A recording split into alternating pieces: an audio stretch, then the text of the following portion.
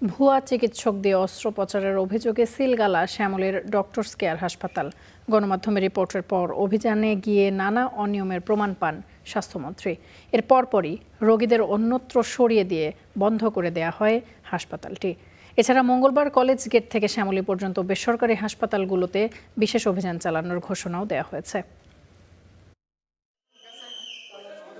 চিকিৎসার নামে প্রতারণা, মাধ্যমিকের গণ্ডি না পেরোনো ব্যক্তিকে দিয়ে অস্ত্রোপচার, এ অভিযোগ শ্যামলীর ডক্টরস কেয়ার হাসপাতালের বিরুদ্ধে।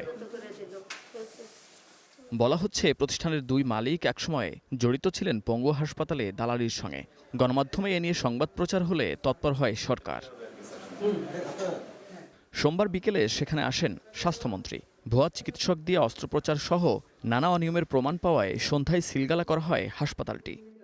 সকল রোগের রুগী এখানে রাখে, আবার রেগুলার কোনো ডক্টর নেই। অনেক সময় সরকারি হাসপাতালের ডাক্তার এসে এখানে দেখে চলে যায়। মানে টোটালি একটা মিসম্যানেজমেন্ট এবং অমানবিক সেবা দিচ্ছে আর কি। তো এই কারণে আমরা এটাকে অনেকগুলি অনিয়ম পেয়ে ডাক্তারদের সাথে কথা বলে অত্যন্ত অসন্তুষ্ট হয়েছে, প্রপার রিপ্লাই দিতে পারেনি, যে কারণে এটাকে আমরা সিলগালা করলাম। এর আগে চিকিৎসাধীন ৮ রোগীকে সরকারি ব্যবস্থাপনায় সরিয়ে নেওয়া হয় আশপাশের হাসপাতালে। তবে এ সময় পাওয়া যায়নি কোনো মালিককে। কাউকে আটক জরিমানা না করা হলেও জড়িতদের বিরুদ্ধে আইনি ব্যবস্থার কথা জানান মন্ত্রী। আমরা কোনো আটক করতে আসিনি, জরিমানা করতে আসিনি। আসলে আমরা একটা সুন্দর স্বাস্থ্য ব্যবস্থা, স্বাস্থ্য সেবা জনগণকে দিতে চাই। যে কারণে আমরা একটা ইরেগুলারিটিস ধরেছি, এরকম আরও আছে।